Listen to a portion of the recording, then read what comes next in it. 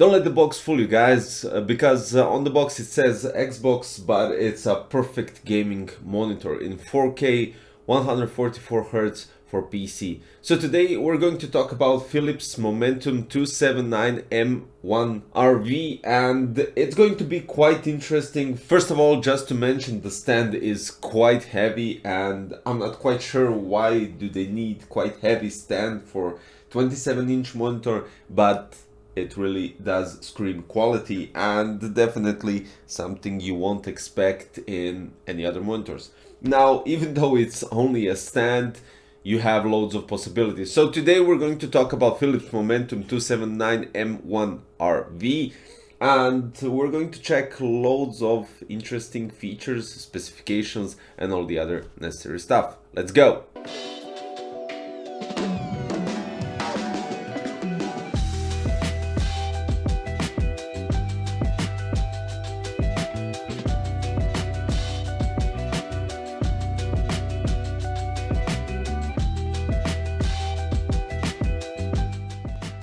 So first of all, let's start with the main specification. It's designed for Xbox, but ideal for high-end PC, even though the RTX 3070 ran on 4K without any issues, hitting in some games above 100 FPS, and that's quite alright. When it comes to console gaming, you can game on 4K and 120 Hz, but when it comes to PC gaming, you can go up to 4K and 144 Hz.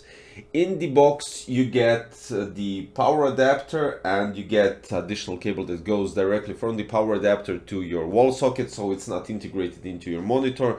Then after that you get HDMI 2.1, which supports 4K 120 Hz. You get also a DisplayPort 1.4 USB-C, which also supports charging up to 65 watts. And of course USB Type-C cable. The panel behind the screen is nano IPS, which means 1 millisecond gray to gray, 144 Hz on 4K resolution. We have WLED backlight with 450 Candela per square meter brightness, which is outstanding because usually your standard gaming monitors 1440p or 1080p go up to 350, only high-end go up to 450 Candela per square meter. Now the design is just perfect, and I have to admit this is the first monitor that I have here for review that actually has 4 sides of thin bezels, and even the bottom one is just perfect. So outstanding, really outstanding. Now let's continue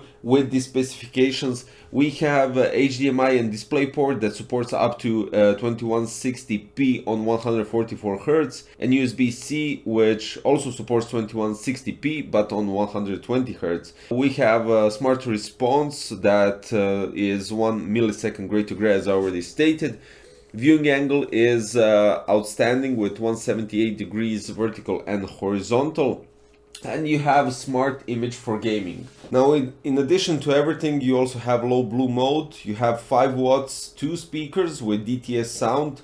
At the back we have VESA mount, which is 100 x 100, and it's basically a plug and play monitor, especially for Mac OS X and Windows 10, 11, whatever. The cool features about this monitor is you can adjust the height, you can tilt it, of course, and you can rotate it as you see fit. Unfortunately, there's no rotation in horizontal and vertical positions, but that's quite alright. I don't have anything against that. Now, another cool thing is you have an ambient light around the whole monitor, which really can set up a mood for gaming. And in the OSD menu, you have a possibility to adjust literally everything. You can go with static color, you can go with rainbow, you can go with color cycle, you can just do everything, and you can even choose clockwise or anti-clockwise, so it's all up to you and how you decide. Also, you can adjust the ambient light according to the sound and according to the game and how it shows the picture. So for instance, this picture would be complete white. It can't show black, of course, but it will be complete white around. And as you can see from the close-ups, you have 3 modes, 3 possibilities to adjust the brightness. So you have standard brightness, you have a bit brighter, and you have the most brightness, which is currently shown right now. I don't think you can see it at this moment because of the softboxes, but from the close-ups you can literally see everything. Now there's more thing to say. We have mean time before failure 50,000 hours. We have AMD FreeSync, and it works with G-Sync, so it's G-Sync compatible, and I tested it through DisplayPort on RTX 3070 and without any issues. Now, next in line, we have loads of I/O ports. So we have 3 HDMI 2.1, you have one DisplayPort 1.4, USB-C, which also supports charging up to 65 watts. You have 4 USB 3.2, which 2 are fast charge, and you have one 3.5mm headphone jack. When we're talking about backlight bleed, there's literally none. This is a almost full black photo, and I don't see any, and even with in-game I didn't have any issues. When we're talking about colors and how it produces it, since we have an nano IPS panel, they're already really good, but when you play games you don't have to adjust literally anything. This is right from the box, and it shows colors, everything perfectly, different shades of blacks without any issues, and you won't have any problems. Just because of the brightness and 450 cardea per square meter, which gives enough brightness to show variations of blacks, grays, and whatever. It's really an outstanding monitor. Now, unfortunately, I couldn't test it on console because I don't have an Xbox or a PlayStation, but I tested it on my gaming PC, and it really does look outstanding. Now, when we're talking about the OSD menu and something that might confuse you, since you have this way of thin bezels and everything, it looks really cool.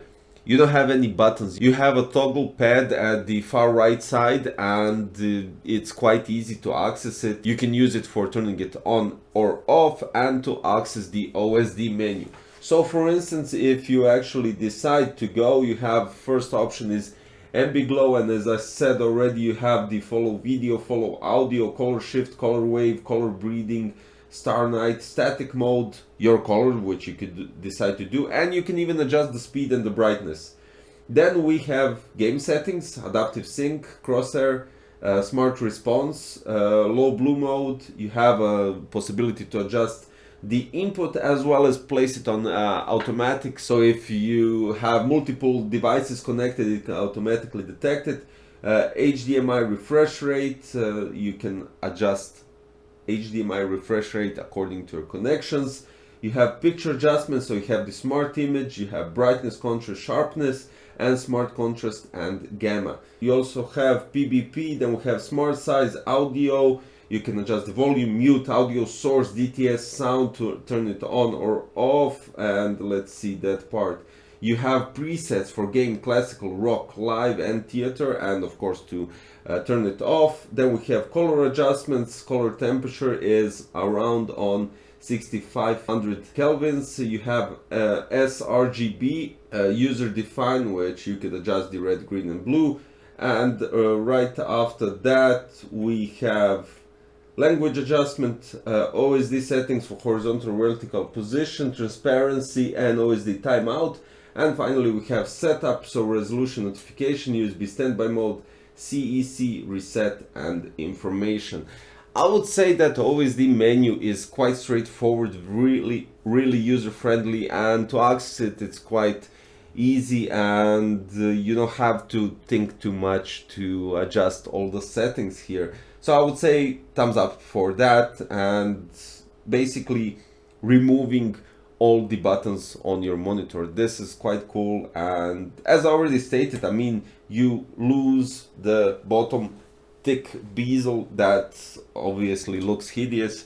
On this monitor it really does look outstanding. Now for the stand is quite heavy, as I already stated, especially the bottom part, which really does look like a blunt tool, but nevertheless you have a, let's say, a discrete Philips logo on the far left side, and the back side, as already said, height, tilt, and swivel. And also we have a possibility to adjust the cables at the back with a certain cable hanger or canal that you can adjust and make it look nice. As you can see, There's no cable right here because the cables are going straightly through that canal, and for a perfect cable management, I would say. Quite nice, well organized, well designed. Really like the shape, especially the 4 thin bezels. That's a selling point for me.